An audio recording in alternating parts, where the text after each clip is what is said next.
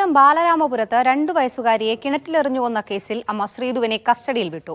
കേസിൽ 2ാം പ്രതിയായ ശ്രീധുവിനെ 3 ദിവസത്തെ കസ്റ്റഡിയിലാണ് വിട്ടത്. 1ാം പ്രതി ഹരികുമാറിന്റെ കസ്റ്റഡി അപേക്ഷ കോടതി തള്ളി. വിവരങ്ങൾ നൽകാനായി സിജോ വി ജോൺ ചേരുന്നുണ്ട്. സിജോ, എന്തൊക്കെയാണ് വിവരങ്ങൾ? ഈ 2 വയസ്സുകാരി പെൺകുട്ടിയുടെ ദേവേന്ദുവിന്റെ അമ്മയെ ശ്രീധുവിനെ പോലീസ് അറസ്റ്റ് ചെയ്യുന്നത് ഈ കൊലപാതകത്തിൽ ശ്രീധുവിനും പങ്കുണ്ട് എന്നുള്ള വ്യക്തമായ വിവരം ലഭിച്ചതിന്റെ അടിസ്ഥാനത്തിലായിരുന്നു ഈ അറസ്റ്റ്.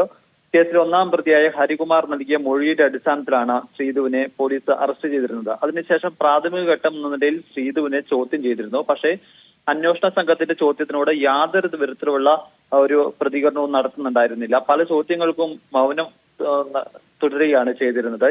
ഈ ഒരു സാഹചര്യത്തിലാണ് വീണ്ടും പോലീസ് ഇവരെ കസ്റ്റഡിയിൽ ആവശ്യപ്പെട്ടുകൊണ്ട് അപേക്ഷ നൽകിയിരുന്നത്. 3 ദിവസത്തെ കസ്റ്റഡിയാണ് ആവശ്യപ്പെട്ടിരുന്നത്. ഈ 3 ദിവസത്തെ കസ്റ്റഡി അപേക്ഷ നെയ്യാറ്റിൻകര കോടതി അംഗീകരിച്ചിട്ടുണ്ട്. തിങ്കളാഴ്ച രാവിലെ 10 മണി വരെ ഇവരെ ചോദ്യം ചെയ്യാനാകും. ഇതുമായി ബന്ധപ്പെട്ട കൂടുതൽ വിവരങ്ങൾ പോലീസിന് അറിയേണ്ടതുണ്ട്. കാരണം ഈ കൊലപാതക വിവരം ഇവർക്ക് ശ്രീധുവിന് അറിയാമായിരുന്നുവെന്നാണ് സഹോദരൻ നൽകിയിരിക്കുന്ന മൊഴി. അക്കാര്യത്തിൽ കൂടുതൽ വ്യക്തത വരണം.